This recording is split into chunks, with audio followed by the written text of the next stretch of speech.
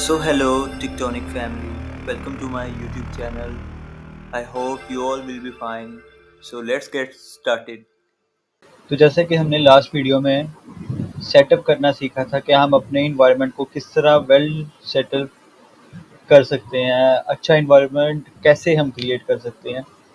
तो उसमें मैंने आपको विजुअल स्टूडियो कोड और थोड़ी बहुत एक्सटेंशंस के बारे में बताया था और बेसिक बताया था कि आप किस तरह किसी इन्वायरमेंट को सेटअप करके अपनी प्रोडक्टिविटी को, क्रिएटिविटी को कैसे बढ़ा सकते हैं।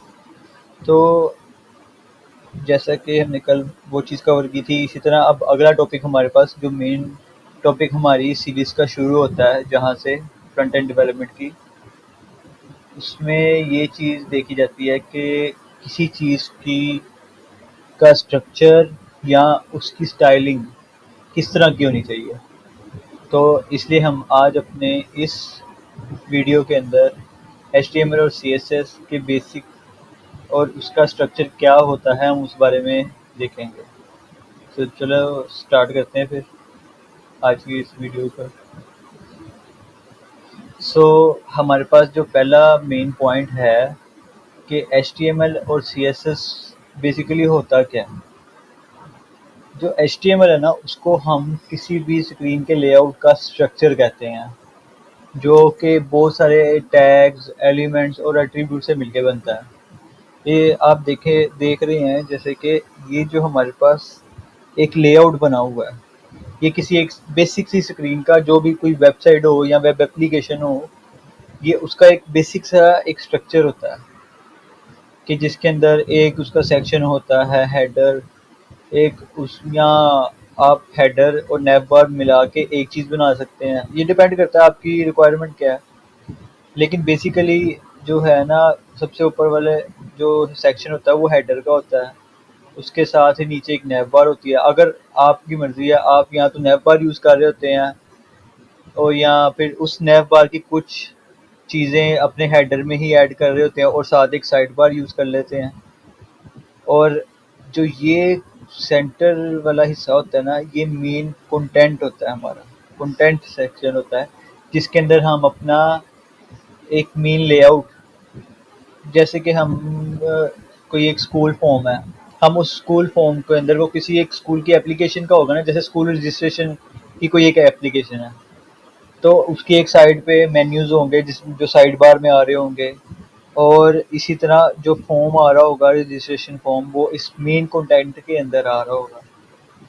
और उस स्कूल के नाम या कुछ भी, जैसे कि हम देखते हैं कि कई वेबसाइट के नीचे इसका कॉपीराइट आ रहा होता है कि ये XYZ ये इसका एक ट्रेडमार्क बन गया है, ये यहाँ पे इसका कॉपीराइट है।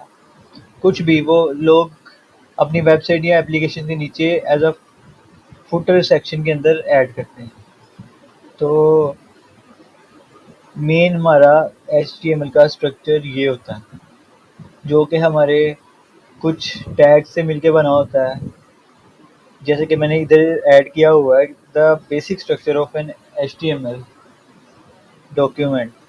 उसके अंदर हमारे पास एक होता है HTML, फिर एक HTML मेन लेआउट है। फॉर एग्जांपल, आप समझे इस बात को, एक मेन लेआउट है जो HTML के टैग के अंदर हमारी पूरी स्क्रीन का एक सेटअप चलेगा।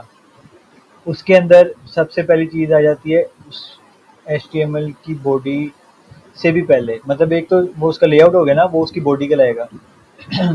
और उस बॉडी से ऊपर भी एक उसका हेड होगा, जिसके अंदर ये हेडर सेक्शन आ रहा है, नेव बार आ रही है।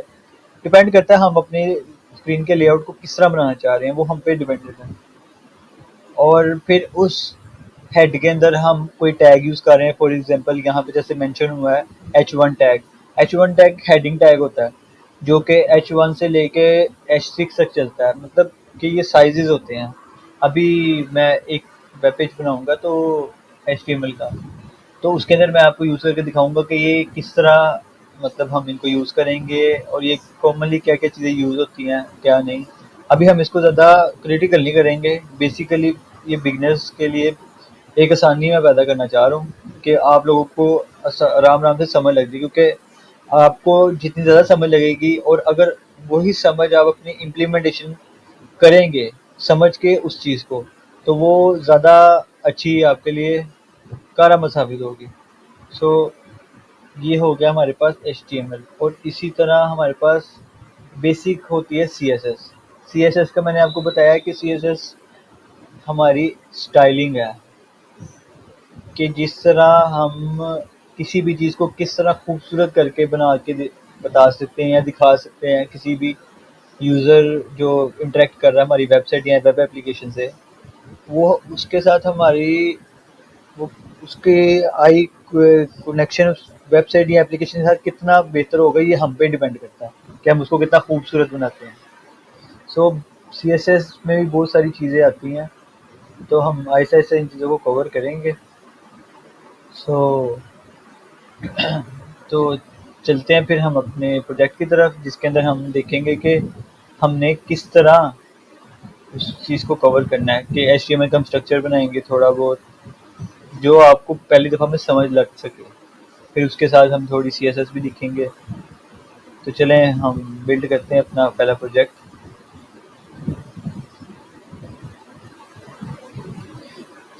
ये वो कल एक वेब फॉर्म था, मतलब एक वेब पेज था, जो मैंने कल आपको वैसे प्रैक्टिस के तौर पे बना के दिखाया था कि हमने किस तरह हम बना सकते हैं कुछ भी।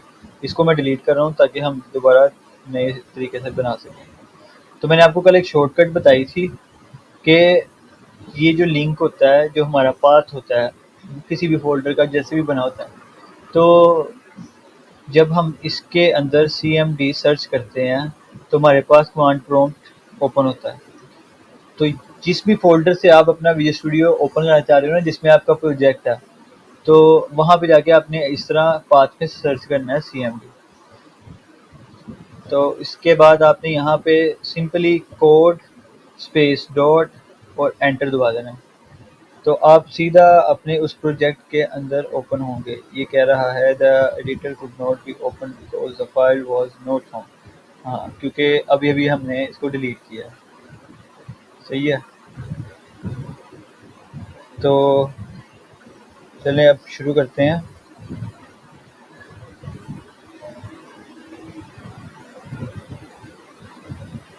इसमें पहली फाइल हमने बनानी है, हमारा आज ये हमारी आज वीडियो 3 है, लेकिन हम वीडियो को मेंशन नहीं करते, हम बेसिक, हम उसका नाम रख देते हैं बेसिक डॉट HTML।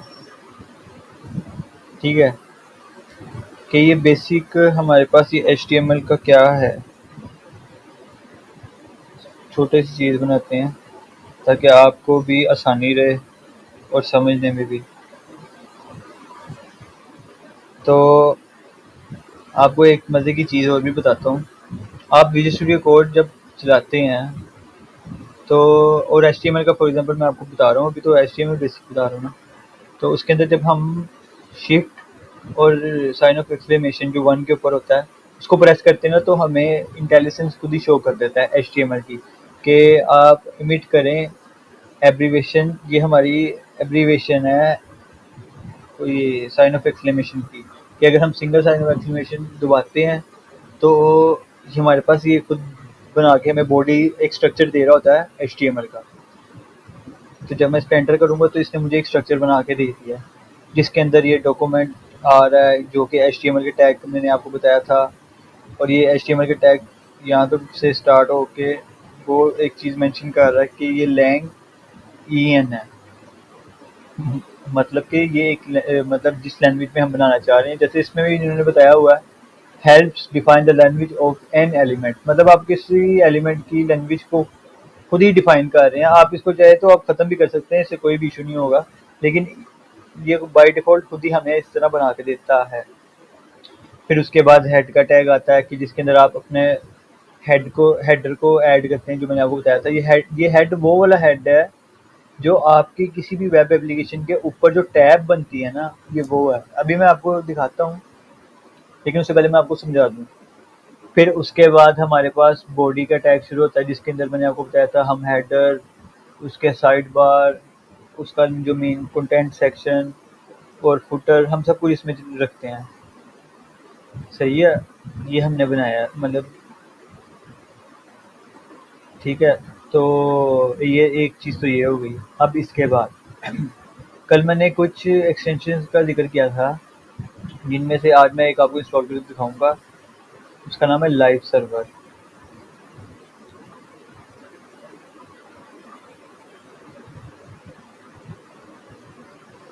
या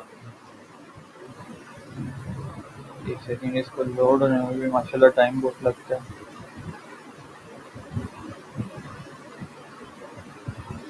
ये तो वैसे मेरे पास मैंने इंस्टॉल की हुई है।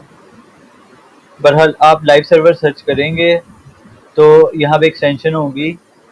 आपने इस एक्सटेंशन को खुद इंस्टॉल कर लेना है अपने सिस्टम में, ठीक है। ये आपके इस काम आती है कि जब आपने फॉर एग्जांपल अपने इस वेब पेज को आप चाह रहे हैं कि कोई लोकली आप चेक कर सकें। मैंने जैसे भी कल भी एक्सप्लेन किया था कि आप उसको चला के ना देख सकें कि हाँ भाई हमारा हम जो काम कर रहे हैं वो कैसा देखने में कैसा लग रहा है कैसा नहीं। तो अब मैं इसको एक चेक करूँगा। जैसे मैं पहले फॉर एग्जांपल इसमें बॉडी के टैग में जैसे हमने H1 का देखा था, H1 में रख देता हूँ और इसमें लिख देता हूँ टेक्टोनिक फैमिली, ठीक है, और कर देते हैं सेव। और ये जब आप एक्सटेंशन लाइव सर्वर की डाउनलोड कर लेंगे ना तो आपके पास नीचे यहाँ पे मेंशन हो रहा होगा।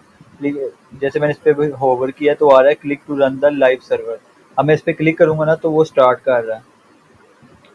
अब उसने मुझे पोर्ट दे दिया। अब ये देखें ये खुद ब खुद ही उसने लोड कर दिया। और ये मैंने H1 का टैग रखा था, ये यहाँ पे आ गया, मेंशन हो गया। इसमें मैंने लिखा था टेक्टोनिक फैमिली। ये हमारी मेन बॉडी है, ये वाली जिसके अंदर ये हमारा टेक्टोनिक फैमिली आ गया। और सॉरी, और जो मैं आपको हेड का मेंशन कर रहा था ना कि जो हेड का टैग है ये किस लिए होता है, ये हमारा टाइटल होता है। टाइटल किसका, जो हमारा वेब पेज होता है। मतलब वेब पेज का आप गूगल पे कुछ सर्च करते हैं तो उसके ऊपर मेंशन हो जाता है कि गूगल, जैसे आप गूगल का आप करते हैं google.com सर्च करते हैं तो साथ ही गूगल का ऊपर छोटा सा आइकन आ जाता है और गूगल लिखा आता है, ठीक है। ये वो टाइटल होता है। अब ये देखें यहाँ पे डॉक्यूमेंट का आ रहा है टाइटल, ये देख रहे हैं आप। अब मैं इसको जैसे चेंज करूँगा ना टेक्टोनिक, अब मैं इसको सर्च किया मतलब लिख दिया और अब मैं इसको सेव करवा के दोबारा जाऊँगा और ये देखें यहाँ पे चेंज हो गया। तो ये इसका हेड है, किसी भी मतलब आपकी एप्लीकेशन का ये हेड है, सही है। जो जो आपकी टैब के अंदर जो भी चेंजेस होती हैं वो उसमें रखता है। और जो आपकी बॉडी है आपने उसके अंदर H1 का टैग लगाया, जो भी लिखा जो भी हेडिंग दी, ये दरअसल ये हेडिंग्स होती हैं। H1 का मतलब है साइज, मतलब सबसे ग्रेटर साइज। ये टोटल 6 साइज में होते हैं H1 से लेकर H6 तक। सो H1 में मैंने अपना मेंशन कर दिया हेडर नेम, तो साथ ही वो यहाँ पे मेंशन हो गया, ठीक है। अब इसी तरह मैं इसको कॉपी पेस्ट कर देता हूँ 2-3 दफ़ा। इसको कर देते हैं 2, यहाँ से भी चेंज करेंगे 2। अब आपको मैं दिखाने लगा हूँ डिफरेंस के इसमें हेडिंग्स कैसे की मतलब साइजेस क्या हैं, कैसे लगते हैं।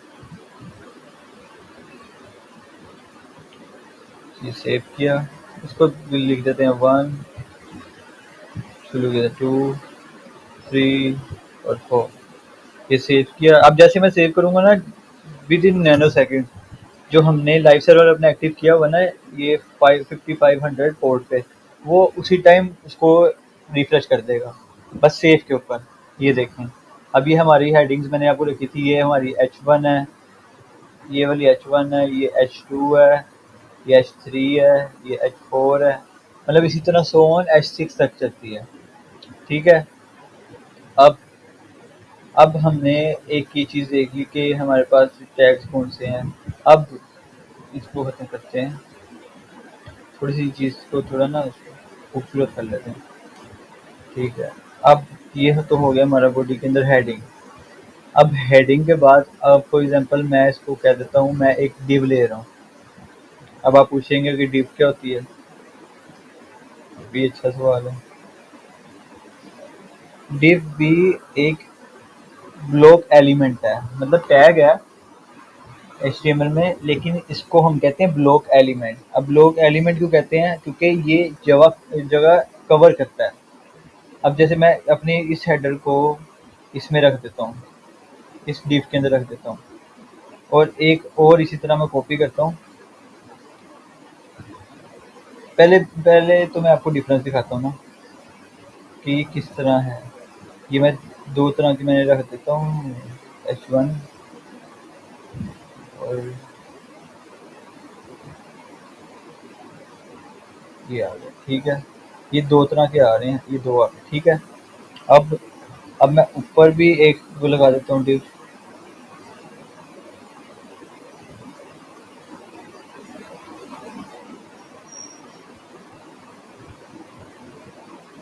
और इसी तरह मैं नीचे भी एक div लगा देता हूँ।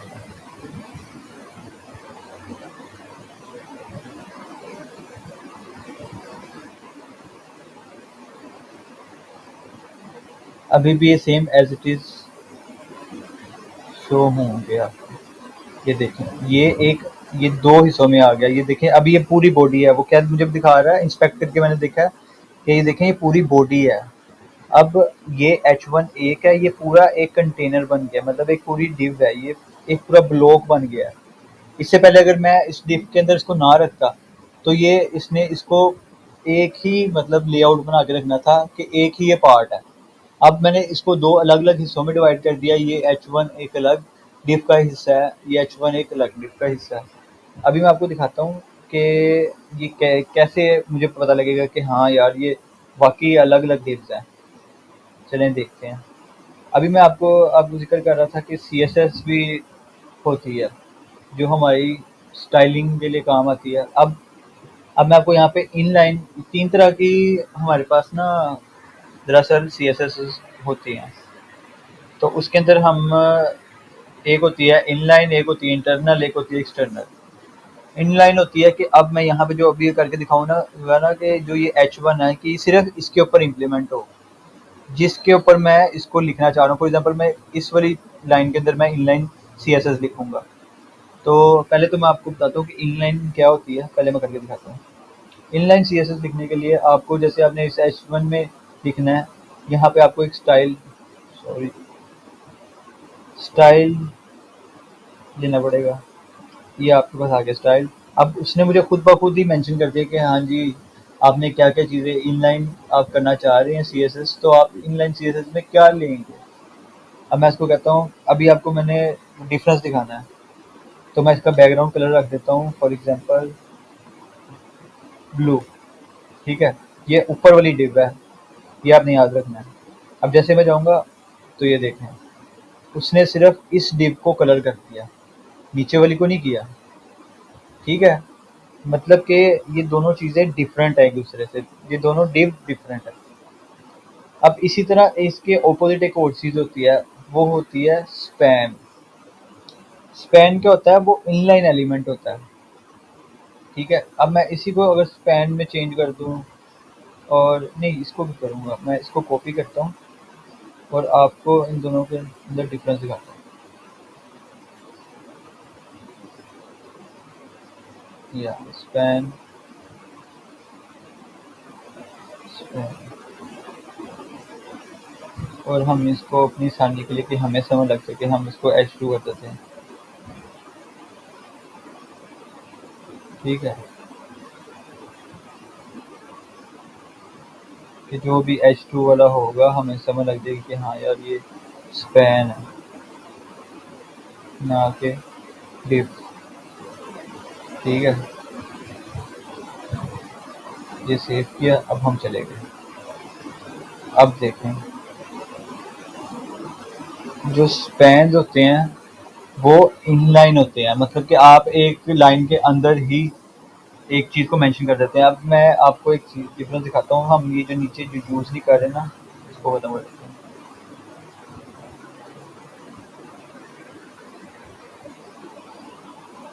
अब मैं अगर फॉर एग्जांपल मैं इस डिव के अंदर ही कुछ और भी लगाऊंगा ना, तो वो इस डिव का हिस्सा होगा ज़रूर, लेकिन वो उस लाइन से नीचे आ जाएगा। लेकिन इसके ऑपोजिट अगर मैं स्पैन ही यूज़ करता हूँ, एक स्पैन मैंने नीचे वाला जो रखा हुआ है, इस स्पैन में मैं कुछ ऐड करता हूँ ना, जैसे मैं एक और कोई पॉइंट या पैराग्राफ पी का टैग अगर मैं यूज़ कर रहा हूँ वो ऐड करता हूँ, तो वो उसी स्पैन के अंदर ही रहेगा। चलिए मैं आपको करके दिखाता हूँ, जिससे आपको दूसरे टैग का भी पता लग जाएगा। हम यहाँ पे एक पी का टैग रखते हैं और इसमें लिख देते हैं हेलो वर्ल्ड।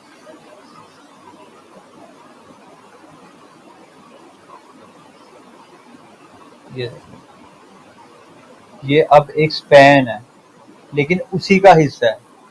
अगर मैं इसको एक और डिव में रख अब इसको एक डिव रखता और एक ब्लॉक बनता, ये उसको एक ब्लॉक बना देता अगर मैं डिव में रखता। लेकिन स्पैन ने क्या किया, उसने उसी लाइन के अंदर कवर करके रहते हुए उस हेलो वर्ल्ड को भी उसी के अंदर कवर कर दिया। सही है।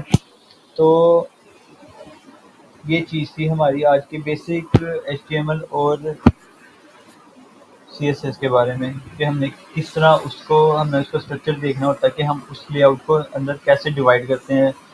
या तो वो नैव बार हो, या तो वो हेडर हो, या साइड बार हो, कुछ भी हो सकता है। हमारे डिपेंड करता है कि हमने किस तरह उसको लेके चलना है, अपनी कोई वेब एप्लीकेशन को या वेबसाइट को। तो हम इसमें बेसिक चीज़ें देख सकते हैं। मैं आपको बेसिक चीज़ों के बारे में बताता हूँ कि क्या मतलब हम चीज़ें क्या कर सकते हैं जो हमें इस स्ट्रक्चर को खड़ा करने में काम आती हैं। जैसे कि फॉर एग्जांपल हम एक चीज़ की एग्जांपल लेते हैं। आपने कभी कोई एप्लीकेशन देखी होगी कि जिसके अंदर ऊपर वो ऑप्शंस आ रही होती हैं कि फॉर एग्जांपल एक होम है, होम के नीचे उसका सब पार्ट है, जैसे कि कह लें कि कोई मेन्यू आ जाता है, वो ड्रॉप डाउन नीचे आता है। अगर आप नैव बार की बात करें कि एक नैव बार के अंदर एक उन्होंने ड्रॉप डाउन दिया होता है, मतलब एक सेक्शन बना होता है कि आप उस पर क्लिक करें, साथ ही उसके सब menus in the form of drop down show होते हैं। मतलब कि आप डिपेंड करता है कि आप बनाना क्या चाह रहे हैं। सही है। तो ये हमारे पास बेसिक HTML और CSS होती है। ये बहुत ही ज़्यादा इसमें वो चीज़ें मौजूद हैं CSS में भी और HTML में भी। तो हम जैसे जैसे आगे ऐसे ऐसे सीखते जाएंगे तो इंशाल्लाह इसमें हम और भी बहुत कुछ कवर करेंगे। तो बाकी हम अब अगली वीडियो में HTML में हम फॉर्म्स, मतलब फील्ड्स किस किस तरह की होती हैं, हम किस तरह फॉर्म दे बनाते हैं, या इस फॉर्म को हमने कैसे खूबसूरत बना के दिखाना होता है, या क्या, हम उन चीज़ों को कवर करेंगे इंशाल्लाह। तो आज की इस वीडियो को यहाँ पे ख़त्म करते हैं। इंशाल्लाह मिलते हैं अगली वीडियो में। So don't forget to like, subscribe, and share. Thank you.